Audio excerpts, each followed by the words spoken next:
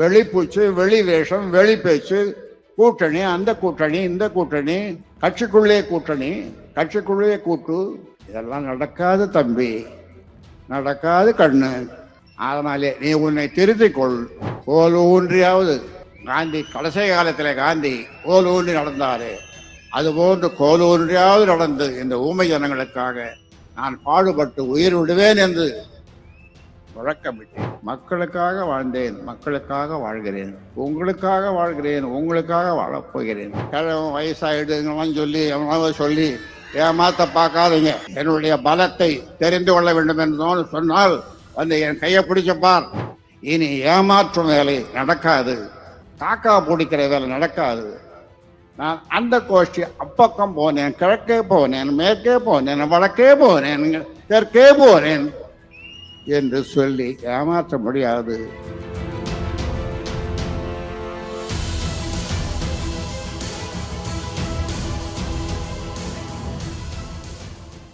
என் உயிரினும் மேலான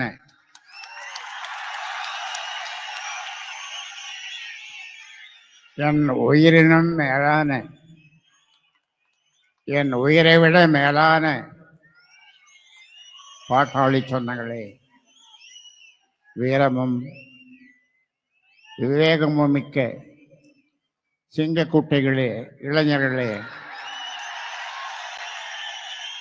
சித்திரை முழு நிலவு இளைஞர் பெருவிழா. இளைஞர் என்று சொன்னால் ஆண் பெண் இருவரும் அடக்கம். நாம் 12 ஆண்டுகளுக்கு முன்னாலே கூடினோம், இப்பொழுது மீண்டும் கூடுகிறோம். குறிஞ்சி மலர் 12 ஆண்டுகளுக்கு ஒரு முறை மலரும் என்று சொல்வார்கள். மகாமகம் அதே போன்று. ஆனால் மாவீரன் குரு இல்லையே இருந்திருந்தால் தொடர்ந்து இந்த மாநாட்டை அவர் நடத்தி இருப்பார். அவர் இல்லையே என்ற ஏக்கத்தோடு பெருமூச்சு விட்டுக்கொண்டு இந்த மாநாட்டை நாம் நடத்தி கொண்டிருக்கிறோம்.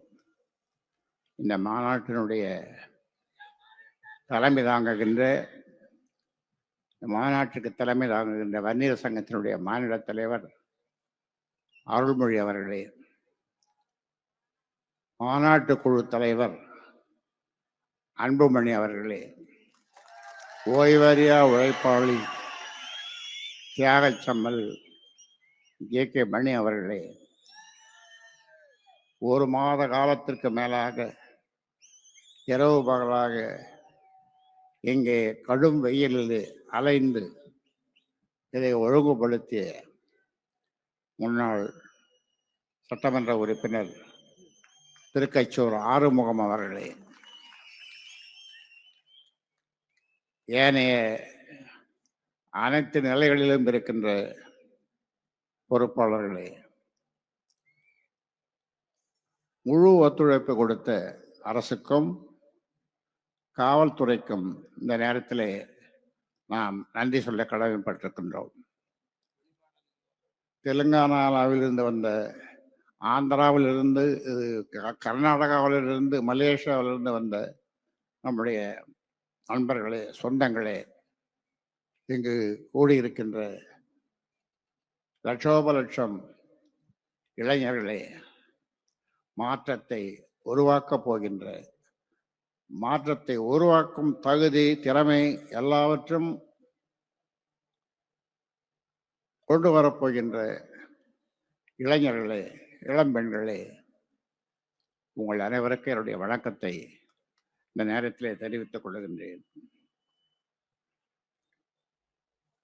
இந்த மாநாட்டிற்கு வந்து சிறப்பு செய்த சமூக முன்னேற்ற சங்கத்தினுடைய மாநில தலைவர் சிவபிரகாசம் அவர்களே,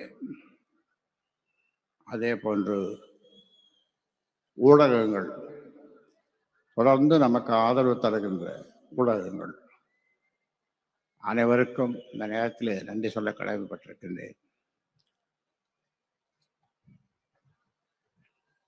நீங்கள் அவளோடு எதிர்பார்த்திருக்கின்ற ஒன்றை நான் சொல்ல விரும்புகின்றேன். அது இதுவாகத்தான் இருக்கும். 10.5 10.5 10.5ன்னு சொல்லிட்டே இருக்கீங்களே தவிர அவங்க கொடுக்குற மாதிரி இல்லை. அதனால போராட்டத்தை அறிவியுங்கள்.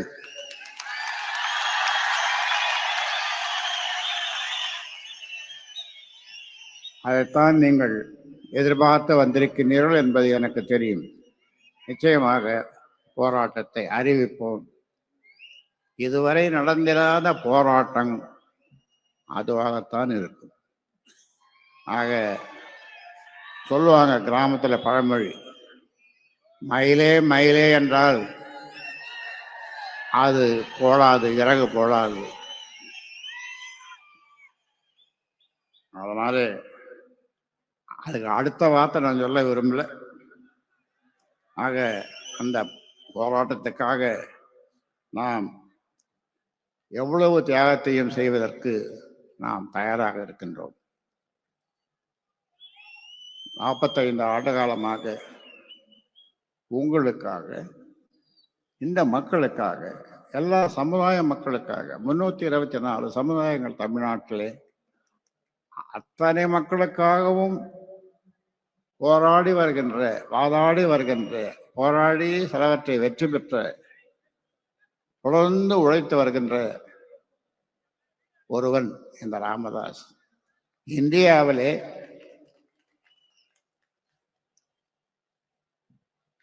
ஜெயபாஸ்கர் எழுதி புஷ்பவனம் குப்புசாமி அவர்கள் பாடியிருப்பார்கள், இந்தியாவிலே இதுவரை இது போன்ற ஒரு மனிதரை, ஒரு தலைவரை கண்டதுண்டா என்று. நானும் இப்பொழுது கேட்கிறேன், இதுபோன்று 34 வகையான அமைப்புகள், போராட்டங்கள், இடஒதுக்கீடு போராட்டங்கள், சமூக நீதிக்கான போராட்டங்கள் எல்லாம் இந்தியாவில் வேறு யாராவது ஒரு மனிதர் செய்திருக்கிறாரா? யாரும் இல்லை. என்னை போன்று யாரும் இல்லை. ஆனால் நான் இந்த சமுதாயத்திலே பிறந்ததினாலே எனக்கு வெளிச்சம் போட்டு காட்ட ஆள் இல்லை. ஊடகங்கள் மறைத்தார்கள். இப்பொழுது கொஞ்சம் வெளிச்சம் போட்டு காட்டிக் கொண்டிருக்கிறார்கள். ஆனாலும் சொல்லுகின்றேன், என்னை போன்று ஒட்டுமொத்த தமிழ்நாட்டு மக்களுக்கு, இந்திய மக்களுக்கு, இடஒதுக்கீடாக இருந்தாலும் வேறு சமூக நீதியாக இருந்தாலும் உழைத்தவர் ஒரு தலைவர். நான் என்னை தலைவர் என்று சொல்லிக் கொள்வதில்லை. இந்தியா கண்டதுண்டா என்று புஷ்பவனம் குப்புசாமி பாடினாரே, யாராவது இருக்கிறார்களா அப்படி? இந்தியாவிலே யாருமே இல்லை.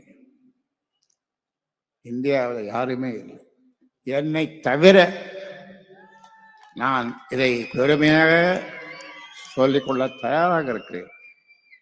ஏனென்றால் எத்தனை போராட்டம் என்னுடைய வாழ்விலே 50 ஆண்டு காலம், 45 ஆண்டு காலம் தொடர்ந்து உங்களுக்காக உழைத்து வருகிறேன். 95,000 கிராமங்கள், 95,000 கிராமங்கள், வடக்கு தெற்கு கிழக்கு மேற்கு என்று தமிழ்நாடு பூராவும் என் கால்படாத கிராமங்களே இல்லை என்று சொல்லுகின்ற அளவிற்கு உழைத்தேன். ஓடி ஓடி உழைத்தேன். குடும்பத்தை மறந்தேன், ஓடி ஓடி உழைத்தேன். 5 நாள் சம்பாதித்து 3 ரூபாய் ஊசி போட்டால் டாக்டர் ஃபீஸ் 3 ரூபாய், அதை வீட்டிற்கு கொடுத்து விட்டு 5 நாள் சம்பாதித்ததை எடுத்துக்கொண்டு ஊராக சென்று கல்லிலும் முள்ளிலும் வரப்பிலும் வாய்க்காலிலும் சாப்பாடு இல்லாமல், தண்ணி வண்ணி இல்லாமல் இரவு பகலாக இந்த மக்களுக்காக பாடுபட்டு வருகிறேன். ஆனாலும் இந்த மக்கள் நன்றியுள்ள மக்கள். நீங்கள் செய்யப்போவதெல்லாம் நாமும் ஒரு முறை தமிழ்நாட்டை ஆள வேண்டும் என்ற எண்ணத்தோடு என்னுடைய பேச்சை நீங்கள் கேளுங்கள்.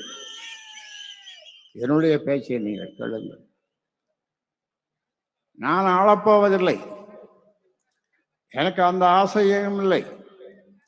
அந்த ஆசை இருந்திருந்தால் நான் இந்தியாவிலே கவர்னராக இருந்திருப்பேன், அல்லது இந்தியாவிலே பல முறை அமைச்சராக இருந்திருப்பேன், தமிழ்நாட்டையும் ஆண்டிருப்பேன், எல்லாவற்றையும் செய்திருப்பேன். ஆனால் எனக்கு அந்த ஆசை இல்லாமல் போய்விட்டது. மக்களுக்காக வாழ்ந்தேன், மக்களுக்காக வாழ்கிறேன், உங்களுக்காக வாழ்கிறேன், உங்களுக்காக வாழப்போகிறேன். நான் ஒரு முறை சொல்லியிருக்கிறேன்,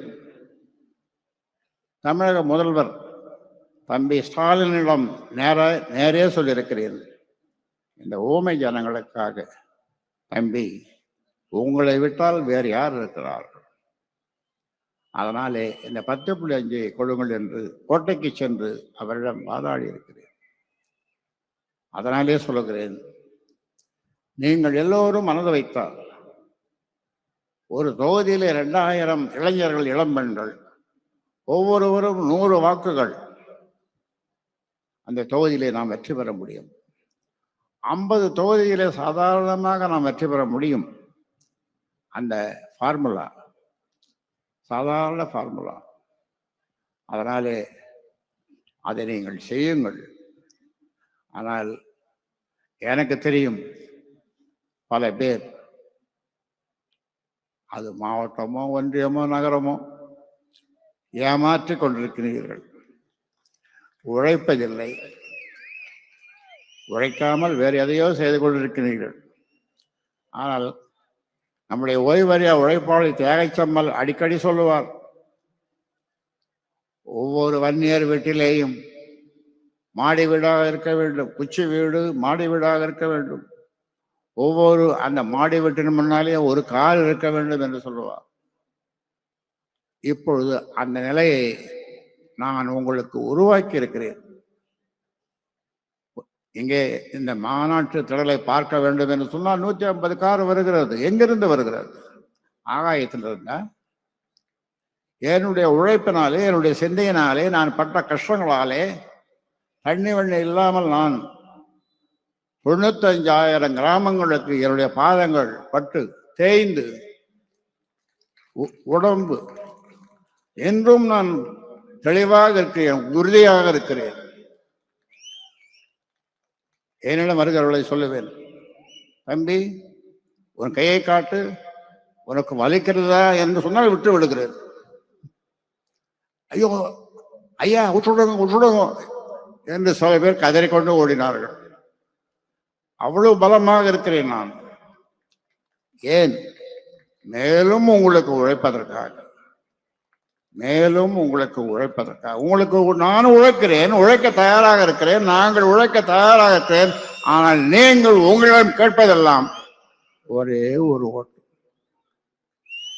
உங்க தங்கை ஓட்டு, அல்லது அக்கா ஓட்டு, உங்க அத்தை ஓட்டு, அல்லது பாட்டி ஓட்டு, அல்லது உங்க தாத்தா ஓட்டு. முடிஞ்சது.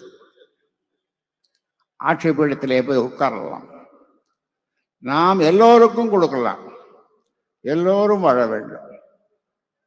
காலையில் எழுந்ததும் ஒரு மனிதன், இந்தியாவிலே அல்ல உலகத்திலேயே ஒரு மனிதன் காலையிலே தூக்கத்திலிருந்து எழுந்ததும் உலகத்தில் உள்ள ஜீவராசிகள் எல்லாம் மகிழ்ச்சியாக வாழ வேண்டும் என்று நினைக்கிற ஒரே ஒரு மனிதன் இந்த ராமதாஸ். இந்த ராமதாஸ் மட்டும்தான். அதனாலே சொல்லுகின்றேன், இவ்வளவு நாள் என்னுடைய பேச்சை கேட்டீர்கள், இடையிலே மறந்தீர்கள். நம்ம ஆளுங்க, நம்ம பொறுப்பில் இருக்கிறவங்க வேற வேற வேலைக்கு போயிட்டாங்க. தனியாக நின்று யானை சின்னத்திலே நின்று 4 தொகுதிகளை வெற்றி பெற்றோம். அன்று 4 தொகுதிகளை வெற்றி பெற்றோம். இன்று கூட்டணியிலே சேர்ந்து 5 தொகுதியில வெற்றி பெற்றோம். இது நமக்கு வெக்கமாக இல்லையா? அசிங்கமாக இல்லையா? கோபம் வரலையா? கோபம் வரலையா? வரலையா? ஏன்னா அவன் நம்மாளையே காட்டி கொடுத்துட்டான். நம்மால் நமக்கே ஓட்டு போடல. என்ன செய்யுது? அதனாலே இனி அப்படி இருக்கக்கூடாது. அப்படி நீங்கள் ஏதாவது இருந்தீர்கள் வந்தால் உங்கள் ஒவ்வொருவருடைய கணக்கையும் முடித்து விடுவேன். கணக்கையும் முடித்து விடுவேன் என்று சொன்னால் என்ன என்ன அர்த்தம்? உங்க பொறுப்புகள் உங்களிடம் இருக்காது. வேறொரு நல்ல பையனை, ரியல் எஸ்டேட்டு, செல்போன் வச்சில்லாத ஒரு நல்ல பையனை, குடிக்காத பையனை, நீ தாண்டா மாவட்டம், நீ தாண்டா எல்லாம் அப்படின்னு சொல்லு. எம்எல்ஏ என்று பார்க்க மாட்டேன். எம்எல்ஏன்னா தூக்கி கடல்ல வீசிடுவேன். இந்த வங்க கடல் அல்லது ஏதாவது ஒரு கடல், அதோட அவன் போனான். இந்த 3 எழுத்து போட்டுன்னு பழைய இது முடிஞ்ச பிறகு முடிய போகுது. அதன் பிறகு போட்டு வீட்டில் இருப்பான். ஏனென்றால் உங்களுடைய கணக்கு பார்க்கப்படுகிறது. உங்களுடைய கணக்கு, உங்களை பற்றிய கணக்கு எடுக்கப்படுகிறது. சும்மா ஏமாத்திட்டு நான் கோட்டைக்கு போவேன்னா எங்கே போகிறது? கோட்டை போய் கிட்ட நின்று வெளியே நின்று பார்த்துட்டு வரலாம். உங்களை நம்பி தேர்தலில் இறங்கினால் அவ்வளவு. சில பேர் கேட்கலாம், எங்க கூட்டணின்னா, கூட்டணி பற்றி முடிவு செய்வதற்கு நான் இருக்கிறேன், நான் முடிவு செய்வேன். அதை பற்றி நீ ஒன்றும் கவலைப்பட வேணாம். உனக்கு சீட்டு கிடைக்கணும், நீ எம்எல்ஏ ஆகணும்னா நாளையிலிருந்து போய் கூட உழை. ஏனென்றால் உன்னுடைய உழைப்பை பற்றிய கணக்கு எடுக்கப்படுகிறது. மறைமுகமாக சமூக முன்னேற்ற சங்கத்தின் மூலமாக எடுக்கப்படுகிறது. அதனாலே இந்த கணக்கில் இருந்து நீங்கள் தப்பிக்க முடியாது. காக்கா பிடிச்சா ஒன்றும் நடக்காது. கா கா கா கத்தலாம். அது வீட்டு முன்னால் நின்று கத்து, காக்கா காக்கா காக்கான்னு கத்து. ஆனா உனக்கு ஒன்றும் கிடைக்காது. கிடைச்சதை வச்சுட்டு பொழைச்சிக்கோ. ஆனால் இனிமேல் உழைக்கணும். என் தொகுதியை நான் தக்க வைத்துக் கொள்ளுவேன், அல்லது என் தொகுதி வேறு தொகுதியாக இருந்தாலும் அதில் வெற்றி பெறுவேன். 2000 × 50, 2000 பேர் ஆண் பெண் சேர்ப்பேன். அதில் ஒருவர் 50 ஓட்டு என்று சொன்னால் 1,00,000 ஓட்டு வெற்றி உறுதி. இதை மனதிலே வைத்துக்கொண்டு நீங்கள் செல்லுங்கள். இது போன்ற ஒரு அற்புதமான மாநாட்டை யாராவது எங்கேயாவது நடத்த முடியுமா? இறுதி வரை இருந்து ஐயா என்ன சொல்லுகிறார் என்று கேட்டு விட்டு சொல்லுகின்ற என் உயிரினும் மேலான என் சொந்தங்களே, பாட்டாளி சொந்தங்களே, உங்களால் தான், உங்களுடைய உழைப்பால் தான், உங்களுடைய சிந்தனையால் தான் இந்த சமுதாயம் வாழ்கிறது. இனியும் வாழும். வாழுவதற்கு 50 ஆண்டு காலமாக நான் போராடி வருகிறேன். இனியும் போராடுவேன். ஒரு பொதுக்குழுவிலே சொன்னேன். என்ன சொன்னேன் என்றால், இந்த ஊமை ஜனங்களுக்கு கோல் ஊன்றியாவது, காந்தி கடைசி காலத்தில் காந்தி கோல் ஊன்றி நடந்தாரு, அதுபோன்று கோல் ஊன்றியாவது நடந்து இந்த ஊமை ஜனங்களுக்காக நான் பாடுபட்டு உயிர் விடுவேன் என்று முழக்கமிட்டேன். அதனாலே சொல்லுகிறேன், வெளிப்பூச்சு, வெளி வேஷம், வெளி பேச்சு, கூட்டணி, அந்த கூட்டணி, இந்த கூட்டணி, கட்சிக்குள்ளே கூட்டணி, கட்சிக்குள்ளே கூட்டு, இதெல்லாம் நடக்காது தம்பி, நடக்காது கண்ணு. அதனாலே நீ உன்னை திருத்திக் கொள். இல்லை என்று சொன்னால் இன்னும் 4 செல்போன் வச்சிருக்கிற, இன்னும் 4 வாங்கிக்க, பொழைச்சிக்கோ, ரியல் எஸ்டேட் பண்ணிக்கோ. ஆனால் நீ இந்த கட்சியில பொறுப்பில் இருக்கவே முடியாது, இருக்கவே முடியாது. அது யாராக இருந்தாலும் சொல்லுகிறேன். அதனாலே தனியாக நின்ற யானை சின்னத்திலே 4 எம்எல்ஏ, இப்போ கூட்டணியில இருந்து 5 எம்எல்ஏ. ஒருத்தன் பக்கத்து வீட்டுக்காரன், நம்ம கட்சிக்காரன், இன்னொரு கட்சிக்காரன் நிக்கிறவன காலை வாடுறான், தோக்கடிக்கிறான்.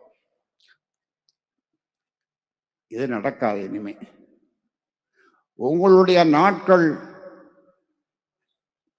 எண்ணப்பட்டு கொண்டிருக்கு.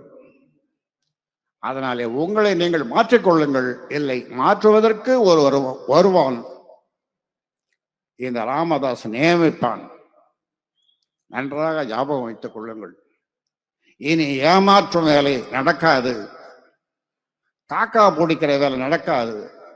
நான் அந்த கோஷ்டி அப்பக்கம் போனேன், கிழக்கே போனேன், மேற்கே போனேன், வடக்கே போனேன், தெற்கே போனேன் என்று சொல்லி ஏமாற்ற முடியாது பொறுப்பாளர்களே. அதனாலே உங்களுடைய ஜாதகத்தை எடுத்துட்டு வா, தோட்டத்துக்கு கொண்டு வா, நான் பார்க்கிறேன், உங்கள் ஜாதகத்தை கணிக்கிறேன். உனக்கு உன்னை சனி பிடித்திருந்தால், சனி பகவான் உன்னை பிடித்திருந்தால் ஒழுகி போ, அவ்வளவுதான். எத்தனை பேர் இளம் சிங்கங்கள் காத்து கொண்டிருக்கிறது உன்னுடைய பதவிக்கு. அந்த பதவிக்கு வருவதற்கு காத்து கொண்டிருக்கிறார்கள், உழைக்க காத்து கொண்டிருக்கிறார்கள், ஆட்சி அதிகாரத்திற்கு போக வேண்டும் என்று துடித்துக் கொண்டிருக்கிறார்கள். ஆனால் நீயோ காலை வாரி கொண்டிருக்கிறாய், காலை வாரி கொண்டிருக்கிறாய், போகிறவனுடைய காலை வாரி கொண்டிருக்கிறாய். இது இனி நடக்காது, நடக்க விட மாட்டேன். அதனாலே எனக்கு 87, 2 மாசம் போனா 87 வயசு. என்ன கிழவன் வயசாயிடுங்களாம் சொல்லி எவனாவது சொல்லி ஏமாத்த பார்க்காதீங்க. என்னுடைய பலத்தை தெரிந்து கொள்ள வேண்டும் என்று சொன்னால் வந்து என் கையை பிடிச்சப்பார். அதனாலே சொல்லுகிறேன், இந்த கட்சி அல்லது இந்த சங்கம் ஒரு தனி மனிதனுடைய சொத்தல்ல. என்னுடைய உழைப்பாலே 50 ஆண்டு காலம், 45 ஆண்டு காலம், 50 ஆண்டு காலம் நான் கடுமையாக உழைத்ததினாலே, நான் அப்பொழுது ஆரம்பிக்கும் பொழுது, கட்சிகள் சங்கமும் ஆரம்பிக்கும் போது என்னிடம் பைசா இல்லை. ஆனால் நீங்கள் இப்பொழுது சொகுசு காரிலே வருகிறீர்கள், சொகுசு காரிலே வருகிறீர்கள், மகிழ்ச்சி. ஜே.கே. மணி சொன்ன மாதிரி வீடு இருக்கிறது, நல்ல வீடு, 2 மாடி, 2 காரு இருக்குது, மகிழ்ச்சி. அதுக்காக தான் நான் சொன்னேன். ஆரம்ப காலத்திலே, சங்கம் வைத்த காலத்திலே சொல்லுவேன், முதல்ல உன் குடும்பத்தை பாரு, 2வது ஒரு தொழில் செய், 3வது கட்சி பண்ணு இல்லை சங்கம் பண்ணு என்றும் சொல்லுகிறேன். அதே போன்று செய்யுங்கள். ஆனால் கட்சி உயிர் என்று நினையுங்கள். அப்பொழுதுதான் நம் கோட்டைக்கு போக முடியும், கோட்டையை பிடிக்க முடியும். அதனால் இதை ஞாபகத்தில் வைத்துக் கொண்டு போகும்போது எண்ணிக்கொண்டு போருங்கள். அவ்வளவுதானே நம்ம கதி, நம்ம பதவி, அவ்வளவுதானே. ஐயா என்ன பண்ண போறாரு, ஐயோ ஐயோ ஐயோ என்று சொல்லிக்கொண்டு போகாதீர்கள். உங்கள் பதவிகளை தக்க வைத்துக் கொள்ளுங்கள், உங்கள் பதவிகளை தக்க வைத்துக் கொள்ளுங்கள். ஏனென்றால் நாம் நினைத்ததை சாதிக்க வேண்டும், சாதிக்க முடியும். அதனால இதை சொல்லி உங்களுக்கு என்னுடைய வாழ்த்துக்களை சொல்லி பாதுகாப்பா போவோம் எல்லாரும். இப்போ அருள்மொழி பேசும்போது சொன்னார், 21 பேர் 25 பேர் சுட்டாங்களே, இறந்தாங்களே, ஐயோ என்று யாரும் சொல்லவில்லை. ஐயா வாழ்க என்றுதான் சொன்னார்கள். அது அருள்மொழி சொன்னாருங்க, ஐயா வாழ்க என்று சொன்னார்களே தவிர, லண்டன்ல இருந்து வந்த 2 அரியலூரை சேர்ந்த 2 ஒரு தம்பதிகள், அவன் பேர் என்ன, ராஜ்குமார், வனிதா. அந்த ராஜ்குமார் சொல்றான், நான் கடவுள் நம்பிக்கை எனக்கு இல்லை, கோயிலுக்கு போனதில்லை, நான் இன்னும் எவ்வளவு காலம் வாழ்கிறேனோ அவ்வளவு காலத்துல பாதி வருஷத்தை ஐயாவுக்கு நான் கொடுக்கிறேன் என்று கீழே விழுந்து பிறண்டு என்கிட்ட சொல்றான். எத்தனை பேர் சொல்லுவீங்க, எத்தனை பேர் சொல்லுவீங்க இது? சில பேர் நினைக்கிறான், ஐயா ஜோசியம் என்கிட்ட இருக்குது, குரு திசை, சனி திசை, அந்த திசைன்னு அவன் புலம்பிட்டு இருக்கான். அப்படி சொல்றான். ஒரு வாரத்துக்கு 10 நாளைக்கு முன்னால ஒருத்தர் எனக்கு ஃபோன் பண்ணான், ஐயா எனக்கு பிறந்த நாள், நான் வாழ்த்து சொல்றேன். அவன் 10 பேருக்கு ஃபோன் பண்ணி நான் கடவுள்கிட்ட பேசுறேங்கிறான். இந்த 10 பேரும் மறுநாள் விசாரிக்கிறாங்க, என்ன நேற்று வந்து கடவுள்கிட்ட பேசுறோம்னா பைத்தியம் முடிச்சுட்டான் அவனுக்கு. அப்புறம் சொல்றாங்க, அவன் ஐயா கிட்ட பேசுறான். ஆமாண்டா, எங்களுக்கும் அவர்தான்டா கடவுள், அதை சொல்றதாடா உண்டோ, நேத்தே சொல்லியிருக்கலாம் மேடம் அப்படி, உங்களை பத்தி கவலைப்பட்டு கிடந்தான். இப்படியெல்லாம் நினைக்கின்ற இந்த காலத்திலே என்னுடைய ஆசை, நாம் ஆள வேண்டும். நாம் ஆள்வதற்கு கடுமையாக உழைக்க வேண்டும்.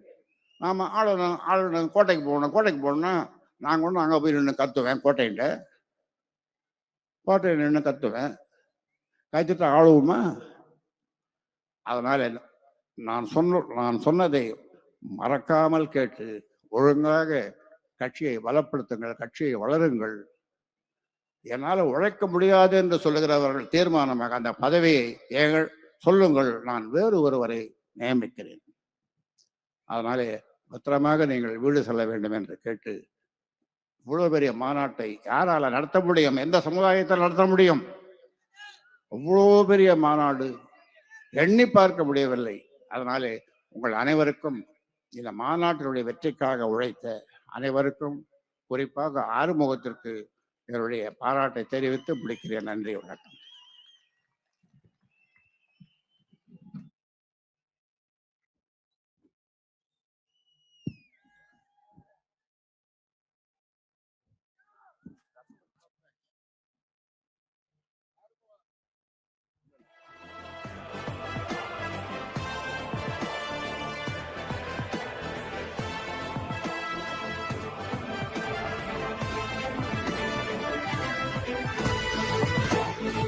சித்திரை முழுநிலவு வண்டியர் இளைஞர் பெருவிழா மாநாட்டு மலரை